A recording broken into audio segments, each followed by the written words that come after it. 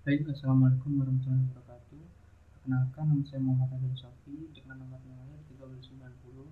Saya dari kelompok 15. Di sini saya akan mempresentasikan tentang proyek akhir algoritma dan pemrograman. Nah, untuk kebetulan saya kebagian untuk fitur penjual. Baik, langsung saja.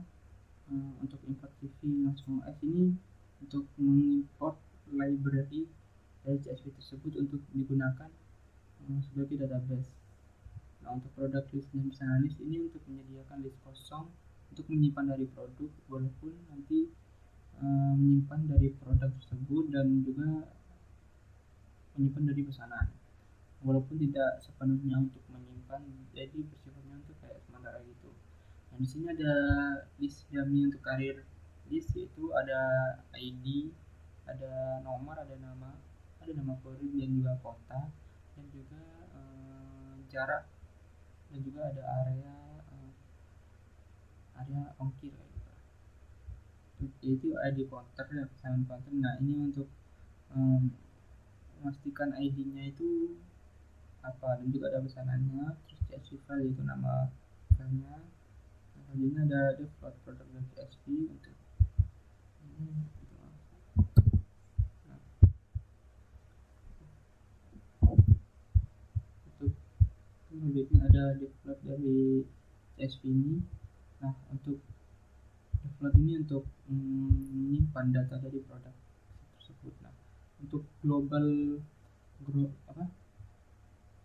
product list itu menandakan bahwa function ini akan mengakses dan mengubah variabel global, itu product list daftar produk.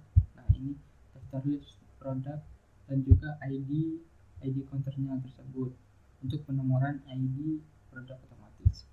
Nah, selanjutnya ada product list. Nah, ini ada product list clear, ini untuk menghapus seluruh isi dari list produk agar tidak membaca dari file CSV duplikasi CSV tidak terjadi duplikasi data lama dan data baru. Misal kalau kita biar tidak duplikasi, misal kalau mau menambahkan produk yaitu minyako, yaitu minyak goreng, terus selanjutnya itu menginput minyak goreng lagi, jadi produk list.clear itu untuk membuat dari kedua produk itu tidak sama-sama menduplikat, jadi data yang lama itu dihapus dan digantikan data yang baru.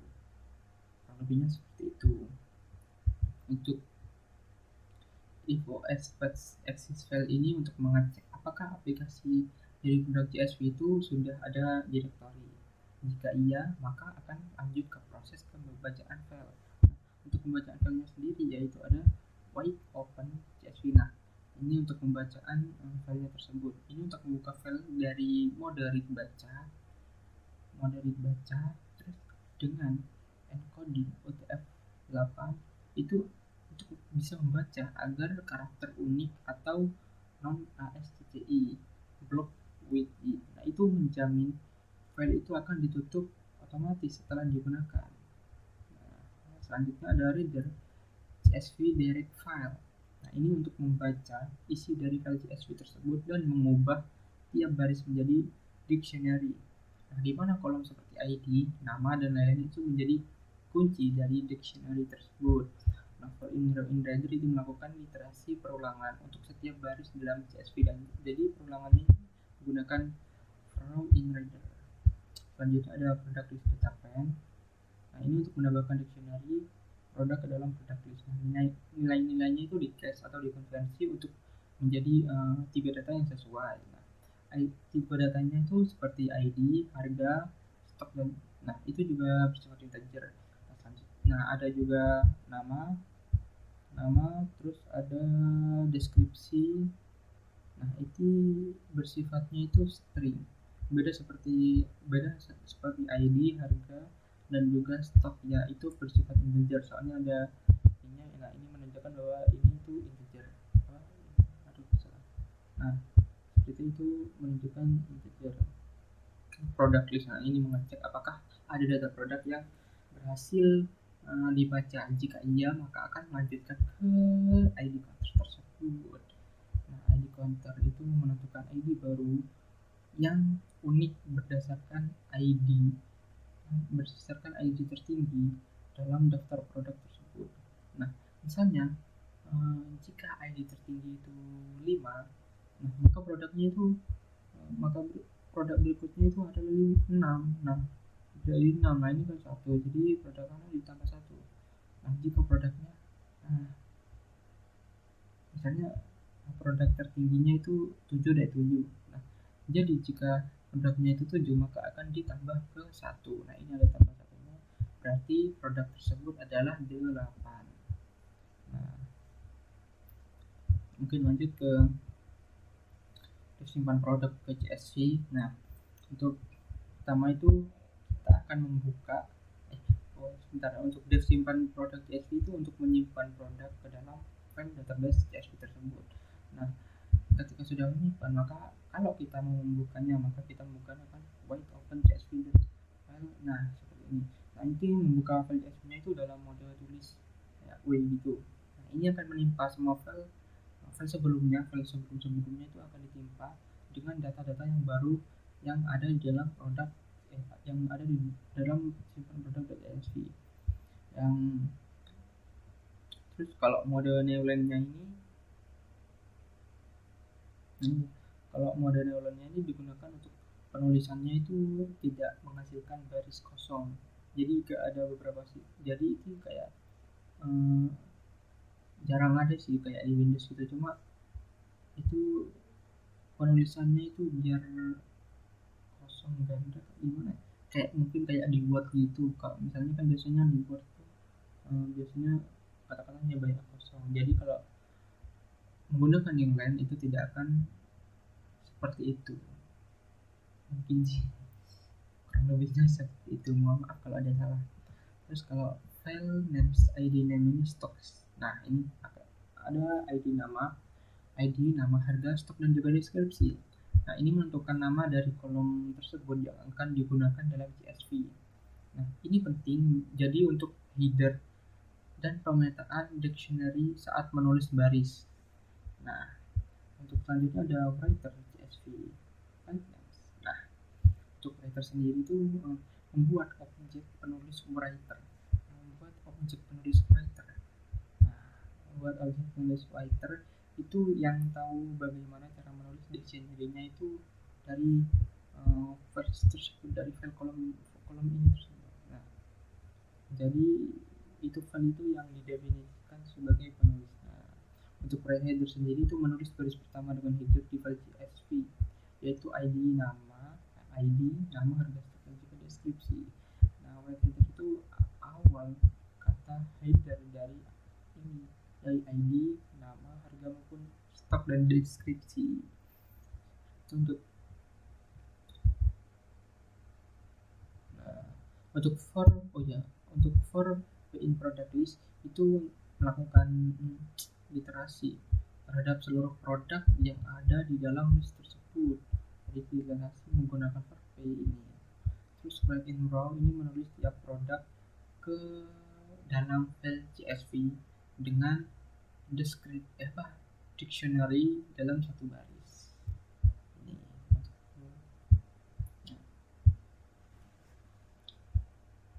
lanjut ke dev tanpa produk. Nah, dev tanpa produk ini kita bisa mendapatkan produk dengan menginputkan nama, harga, stok, maupun deskripsi. Nah, yang pertama itu ada global ID counter, sama seperti yang awal tadi ada ID counter, cuma kita menggunakan global. Kalau tadi kan ID counter aja, kalau sekarang global. Nah, global itu supaya kita bisa mengakses dan mengubah nilai data dari ID counter, karena tiap produk baru itu harus diberi ID unik. Nah, selanjutnya itu ya input seperti biasa. Kalau mau menambahkan produk, jadi kan harus menginput nama, misal namanya itu apa, produk beras, atau harga 50.000, terus stoknya 100, deskripsinya yaitu beras murah kayak gitu misalnya. Nah, untuk produk list apanya sendiri itu menambahkan produk. Nah, ini untuk menambahkan produk ke dalam produk list dalam bentuk dictionary, yaitu ID counter digunakan sebagai ID produk saat ini. Ya, seperti ini ID-nya. Nah, ID counter. Nah, ini yang kita menggunakan ID-nya apa, namanya apa, harganya apa, stoknya berapa. Kemudian ada ID counter plus sama dengan 1, ini meningkatkan nilai ID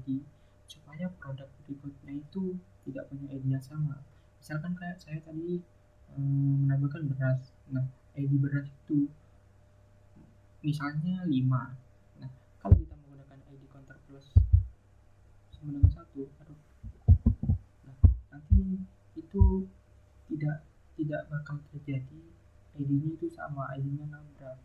Nah, kalau tidak pakai ini mungkin ID-nya nabrak. Ketika saya menambahkan beras dengan ID 5, tahu-taunya di dalam file tersebut ada produk lain yang mempunyai ID yang sama, yaitu ID 5. Ya, jadi ID counter itu digunakan supaya mencegah hal-hal yang seperti itu. Selanjutnya itu ya, ini simpan ini buat nyimpan, untuk menyimpan ke memori apa kok nyari ke dalam file CSV-nya aja sih, agar datanya itu biar bisa permanen. Nah, untuk berapa ini akan memunculkan jika produknya berhasil ditambahkan, maka akan memunculkan teks seperti ini, produk berhasil ditambahkan. Selanjutnya itu lihat produk, ya ini simple sih, cuman buat melihat apa produk aja sih, untuk mengecek apakah produk list itu kosong atau tidak. Jika iya, tampilan pesan ini bahwa belum ada produk. Nah, seperti ini. Kalau belum dikasih produk, kalau produknya itu belum dimasukkan file CSV, maka kita bisa melihat dulu produknya ada atau tidak. Nah, jika tidak ada, akan muncul belum ada produk, maka harus mendapatkan produk. Nah, else itu jika ada produk. Nah, jika ada produk, kan kalau ini kalau tidak ada produk. Nah, kalau ini jika ada produk, maka tampilan daftar produk satu persatu itu dengan format lengkap, dengan ID produknya apa, nama produknya apa, harga berapa, stok berapa, dan deskripsinya berapa, maka akan muncul semuanya. Jika filenya itu jika file CSV-nya itu ada. Kalau ada seperti itu, kalau tidak ada seperti yang tadi, itu belum ada produk. Selanjutnya itu update produknya. Nah, ini untuk mengambil produk ketika saya kan penjual, saya kan memiliki banyak produk. Nah, ketika saya mau mengganti harga, mau menambahkan stok, maka bisa ke update produk. Nah, kalau update produk itu juga harus ada lihat produk dulu. Kenapa? Karena kita lihat dulu barangnya itu ada atau tidak, seperti yang tadi. Kalau kita tidak menggunakan ini, bagaimana kita melihatnya? Maka kita harus menggunakan lihat produk dulu. Nah, untuk ID produk, ini meminta user untuk masukkan ID-nya berapa. Misal beras kan tadi 5, nah saya memasukkan ID-nya 5, jadi nanti akan muncul. Nah, untuk ini melakukan, nah ketika sudah memiliki 5, nanti ini produk class ini akan melakukan pencarian manual berdasarkan ID produk yang kita berikan. Nah, untuk if ini jika ditemukan. Nah, untuk if produk ini jika pernah ditemukan, nah jika ID-nya itu udah ditemukan kan, yang tadi yang 5 ditemukan beras, nah nanti user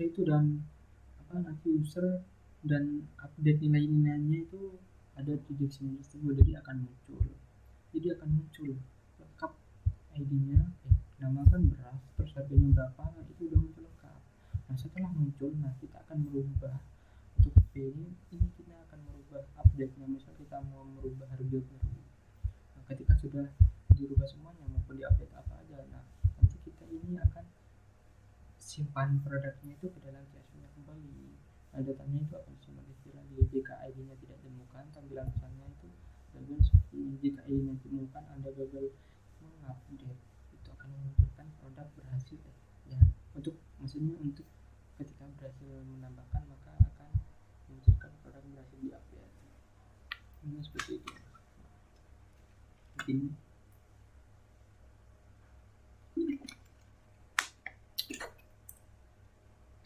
nah, ketika ditambahkan tapi filenya itu kurang jelas, maka akan muncul produk tidak akan ditemukan. Selanjutnya ada menghapus produk, hapus produk. Nah, hapus produk itu sama seperti yang tadi, yaitu menampilkan semua produk agar user tahu ID-nya itu produk mana yang dihapus. Produk mana, kadang kita itu ketika banyak dengan produk itu maka lupa produknya mana aja. Jadi tersebut akan menampilkan semua produknya tersebut, maka kita akan memilih mana produk yang akan dihapus. ID produk, nah ini kita ya seperti tadi untuk meminta input ID-nya berapa. Untuk global product list seperti yang sudah saya jelaskan tadi sudah, yaitu untuk memanggil dari produk tersebut ke global ke dalam file produk tersebut. Untuk produk discovery, nah ini untuk menghapus produk. Nah ini untuk menghapus produk dengan ID tersebut, menggunakan list comprehension hanya menyimpan data dari produk itu berbeda dari ID yang dimasukkan. Jadi data dari ID yang kita berikan, yang kita masukkan itu berbeda dengan ID yang dia masukkan. Nah, ketika sudah menghapus, maka akan disampaikan ke produk CSV, nanti di produk CSV akan diupdate lagi. Nah, produk berhasil dihapus. Nah, selanjutnya ini ada dev konfirmasi pesanan. Nah, kita mau mengkonfirmasi pesanan ketika ada user atau penjual yang beli. Kan biasanya kalau di Shopee kan kita beli, nah itu kan ada notifikasi menunggu biasanya menunggu persetujuan kayak dari toko tersebut. Nah tokonya itu masih menyiapkan barangnya, gitu masih belum siap. Nanti kalau udah siap baru kita masukkan ke tag kirim ke tukang paket. Kalau di aplikasi biasanya sih seperti itu. Nah itu untuk mengecek produk list. Nah ini akan menampilkan semua pesanan ID, nama dan pembeli. Nah ketika kita mengecek if kan not pesanan, jika tidak ada pesanan, nah berarti belum ada pesanan. Jika ada daftar pesanan, nah ini daftar pesanannya itu mencakup ya seperti tadi, yaitu ID produk, nama, pembeli, status. Nah statusnya itu pembayarannya lewat apa, bisa lewat COD, bisa lewat transfer, dan juga harusnya di sini ada alamat, mungkin lupa ditambahkan alamatnya itu di mana. Terus di pesanan, nah ketika kan produk pesanan kita banyak, nah kalau kita mau mengkonfirmasi pesanan, misal satu pesanan yang lebih cepat, nah kita akan masukkan ID pesanan dulu. Pesanannya ID-nya berapa nih? ID-nya 12 pesanan ini, jadi kita input angka 12. Nah maka di sini akan mencari ID tersebut. Habis itu ketika sudah mendapatkan ID tersebut, maka statusnya yaitu dapat dikonfirmasi. Terus print kembali pesanan berhasil dikonfirmasi. Nah seperti itu. Jika ID-nya itu salah atau tidak ada ID itu di dalam pesanan tersebut, maka pesanannya tidak ditemukan. Nah, selanjutnya ada dev apply courier terdekat. Nah nanti user itu bakal dimintai nama kota kan. Nah nanti kotanya itu bakal diinput di sini, masukkan kota dari penjual tersebut. Nah maksudnya ke toko kita itu menginputkan kota dari si penjual tersebut, si isinya sih seperti itu. Terus dan kurir di kota itu, nah di sini tuh menyaring, nah ini tuh menyaring kurir yang berada di kota tersebut tanpa membedakan huruf besar maupun kecil. Nah kota nomor itu tidak bisa membedakan, tidak bisa dibedakan. Biasanya kan kalau tidak pakai gini, kota itu harus katanya besar semua, jadi itu enggak harus ada nomor itu seperti itu. Nah, untuk itu mengurutkan mulai, nah if kurir di kota, kurir ini pengecualian sih, nah bukan sih, ini kayak sorting gitu. Aku akan sorter. Nah ini akan men-sorting kurir di kota. Nah jadi kita itu men-sorting dari kurir terdekat sampai ke yang jauh, begitu juga sebaliknya. Nah jadi yang diutamakan itu kurir yang terdekat dari si kota penjual tersebut, biar mengambil barang maupun transaksi barang itu lebih gampang dibandingkan kalau yang jauh. Nah ini ya seperti itu, mencari dari kota tersebut. Dan jika tidak ada, misal kotanya itu kota Ajung, nah di Ajung itu belum ada kurirnya, jadi nanti kurir tidak ada di tersebut. Nah Selanjutnya kita akan menerangkan tentang binary search product. Nah, ini algoritma saya digunakan untuk men-searching produk tersebut atau keywordnya. Data ini untuk mendapatkan data dan keyword untuk kata kunci. Nah, melakukan pencarian binary search ini hanya bisa dilakukan pada data yang sudah diurutkan berdasarkan nama produk. Nah, untuk left right ini sendiri itu adalah indeks batas pencarian. Jadi batasnya itu ada di 0 dan sama dengan 1. Itu batasnya ada di situ, tidak bisa lebih dari situ. Ada batasnya dengan menggunakan left dan right tersebut. Nah, jika keywordnya cocok, nah ini yang sama-sama seperti tadi, ketika katanya itu kurang dari 2, maka data produknya itu nama seperti itu. Terus keyword jika keywordnya cocok dengan nama produk, nah nanti kembalikan data produk tersebut. Nah, jadi ketika keywordnya itu berhasil betul dengan nama produk tersebut, maka akan mengembalikan ke data dari apa yang awal, yaitu datanya itu betul. Terus ketika keywordnya itu nama produk, right?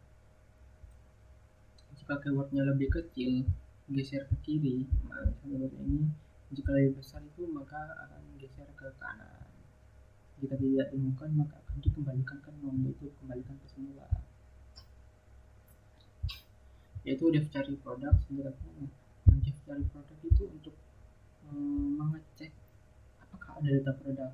Nah, jika tidak ada produk seperti ini, belum ada produk seperti itu, maka langsung kembali lagi ke awal.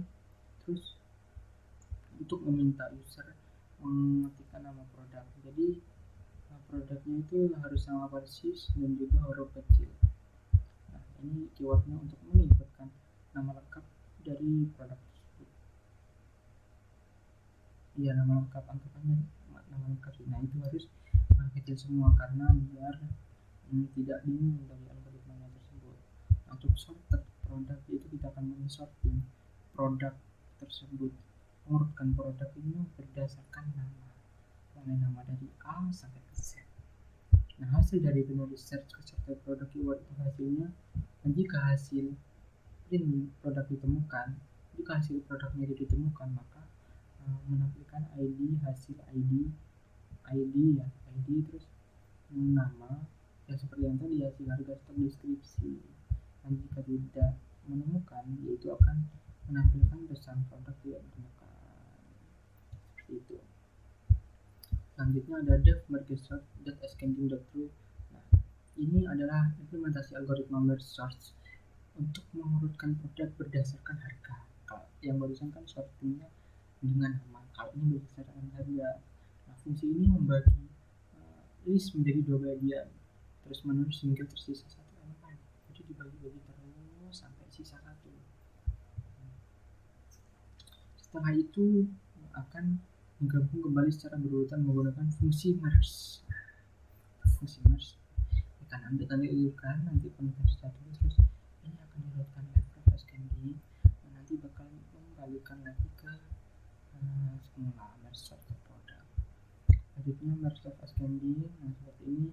Proses ini menggabungkan 2 list yang sudah terurut left and right menjadi 1 list baru. Nah, jadi left dan right itu yang tadi itu dijadikan 1 file baru, yaitu file while left and right. Nah, ascending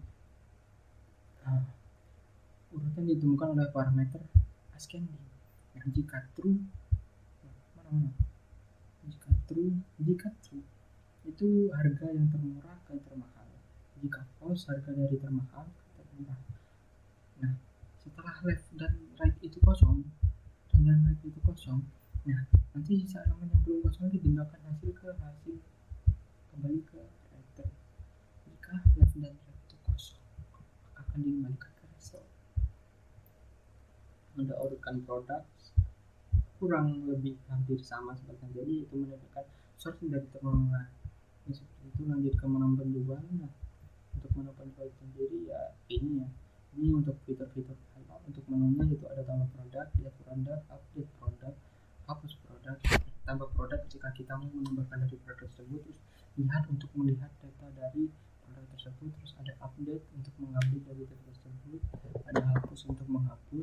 masuk ke sana, terus apply ke setup keluar. Nah ini untuk algoritma biasa jadi pilihan input.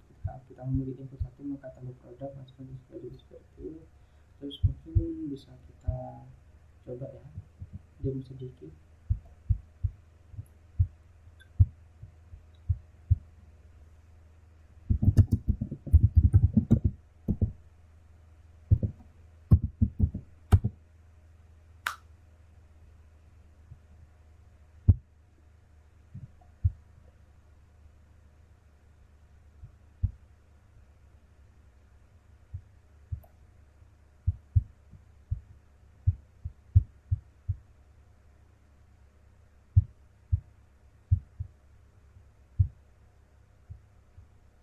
Nah ini seperti ini.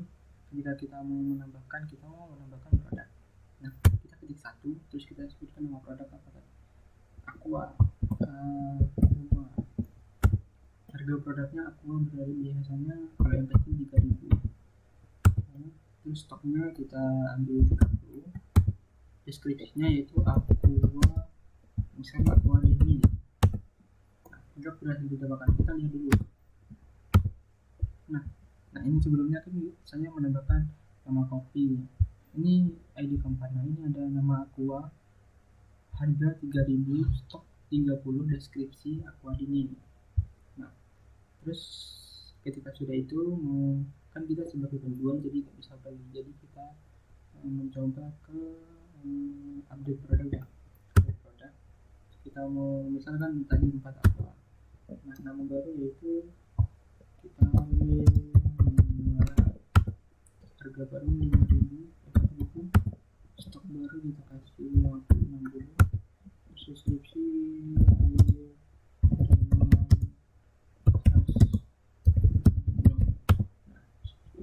kita coba menghapus produk. Kita masukkan ID yang baru dihapus. Bosannya kita 4, jadi kita cut aja deh. Nah produk itu langsung berhasil dihapus. Kita melihat lagi produknya sudah tidak ada, yang ada hanya ID 1 sampai 3 doang. Nah, untuk searching untuk konfirmasi pesanan untuk 5 coba. Oh belum ada pesanan. Jadi sebenarnya kalau kita bisa digabungkan sama si fitur pembeli, cuman mungkin di codingan saya ini belum ada kata sambung dari fitur pembeli tersebut. Jadi kalau kita ngetik nomor 5 nanti itu belum ada pesanan, soalnya kan ini cuma fitur mencangkup dari penjual aja, jadi point of view penjual aja, makanya tidak ada pesanan. Kalau apply pun disebutkan pun sama, soalnya tidak ada pesanan maka tidak akan bisa mengapply kursus terdekat tersebut. Nah seperti ini. Nah bisa hanya coba masukkan kota penjual, kota saya misalnya di Sumbersari. Terus nah tidak ada kurir di kota tersebut. Kenapa?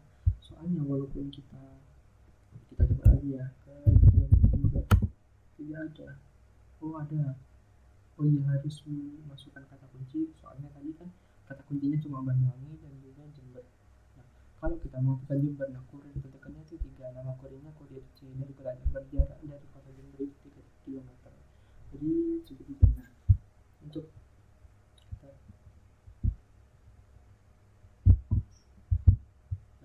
ini untuk mengubah untuk fitur mengubah nama. Nah ini kan dari kurir tersebut. Nah ini kan dari data kurir tersebut. Nah coba kita tambah lagi.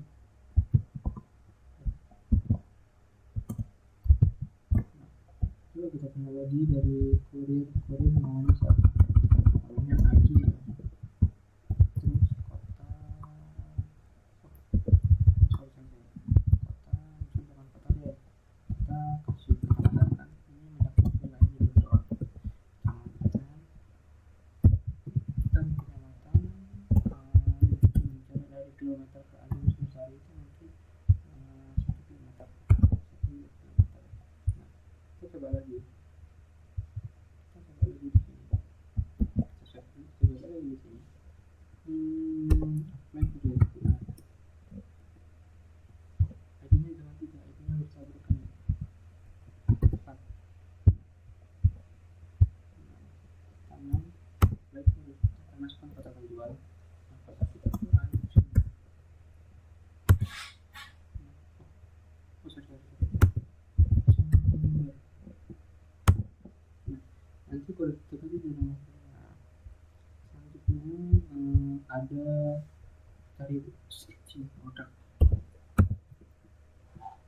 tadi produknya apa aja ya? Karena lagi temukan tadi produknya apa? Oh, kopi americano. Kita tambah produk dulu.